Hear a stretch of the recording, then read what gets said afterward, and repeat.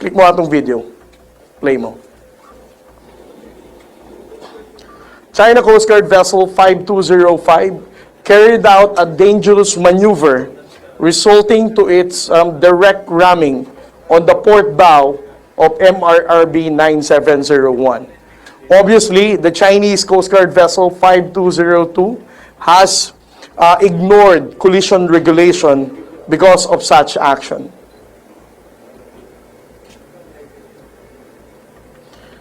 And then what happened next after this in 1207 is that it would turn around, next slide, and then it will reach the starboard quarter of the vessel. Click the video. It will also directly and intentionally ram MRB 9701 on our starboard quarter. A few minutes after it carried out a dangerous maneuver and rammed the port bow of Teresa Magbanua.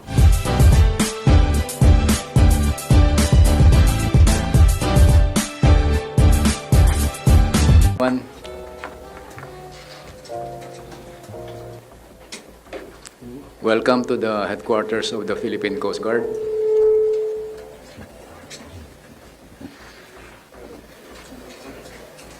I am Undersecretary Alexander S. Lopez, the spokesperson of the National Maritime Council, and with me is Commodore J. Tariela, the spokesperson of the National Task Force of Coast Guard Matters of the West Philippine Sea.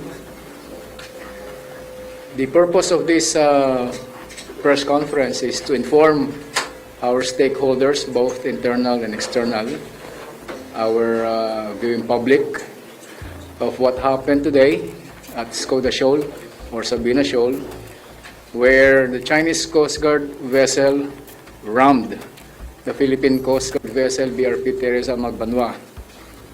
And to give you a more detailed presentation, we have videos here to be presented with Commodore Tariela giving or annotating the video as events transpired this morning. So, Commodore Tariela, please. Thank you, sir. Good afternoon, everyone. As what Yusek Lopez mentioned, I'm going to present to you the details that transpired that resulted to the ramming incident of the Philippine Coast Guard vessel BRP Teresa Magbanua. As you are all aware, BRP Teresa Magbanua MRB 9701 is deployed inside the shoal of Skoda since April 15. Next slide. If you're going to look at the screen, you can see MRV 9701 surrounded by Chinese Maritime Forces. You can find two PLA Navy tugboats, 175 and tugboat 185. You can also see two China Coast Guard vessels, China Coast Guard 4301 and 3104, and Chinese Maritime Militia in different areas that are proximate within the distance of MRV 9701. Around 8:50 in the morning, MRV 9701 heaved in its anchor with the intention of loitering around the Skoda Shoal. And since the Chinese Maritime Forces noticed the movement of the Philippine Coast Guard vessel, that's the time that more China Coast Guard vessels arrived, and more Chinese Maritime Militia vessels also supported all of these maritime forces to surround our vessel.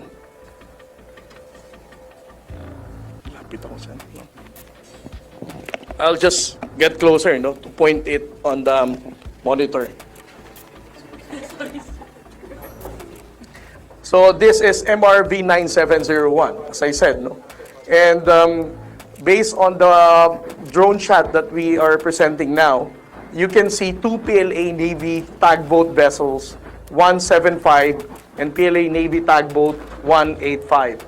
And then dito sa initial screen na to, there are only two China Coast Guard vessels that you can see, 4303 and 3104. And then what happened next is that one of the Chinese Coast Guard vessel, upon learning that we are heaving in our anchor, they blow their horn, no? There is a blowing of horn that happened when we heave in our anchor. Next slide. And then, all of a sudden, there is another China Coast Guard vessel that is also approaching and getting near MRV 9701. That is China Coast Guard vessel 5205. Now, it is very important for you to take note of the bow number of this China Coast Guard vessel that is not originally deployed that surround Philippine Coast Guard vessel. Next slide. Because around 12:07, when the Philippine Coast Guard vessel is already on the move, click mo atong video. Play mo. China Coast Guard vessel 5205 carried out a dangerous maneuver resulting to its direct ramming on the port bow of MRRB 9701. Obviously, the Chinese Coast Guard vessel 5202 has ignored collision regulation because of such action.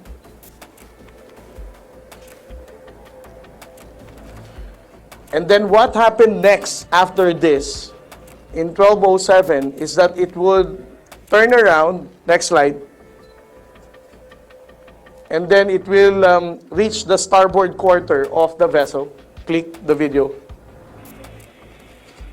It will also directly and intentionally ram MRB 9701 on our starboard quarter. A few minutes after it carried out a dangerous maneuver and rammed the port bow of Teresa Magbanua. After this, it went around and then did another ramming to Philippine Coast Guard vessel. Next slide. On the port beam of MRV 9701, China Coast Guard 5202 has once again directly and intentionally rammed the Philippine Coast Guard vessel. It is important for us to take note that this ramming happened despite of our unprovoked action and presence in Escoda Shoal. The Philippine Coast Guard vessel did not provoke or did not do anything while we are loitering around Escoda Shoal, but the Chinese Coast Guard carried out dangerous maneuvers despite of being unprovoked. Next slide. These are the damages that the BRP Teresa Magbanua has incurred as a result of the direct ramming and intentional collision carried out by China Coast Guard 5202. There is a damage on the bridge wing and also on the freeboard of the 9707. 9701. Next. There is this hole that also was a result of a direct ramming conducted by the China Coast Guard and also on this part. Next slide. As we are conducting this press conference now, I would like to report also to everyone that the Philippine Coast Guard vessel MRV 9701, as of 14:59 or 2:59 p.m. this afternoon, has already dropped its anchor, located also inside Escoda Shoal. Next slide. So that ends my operational details briefing.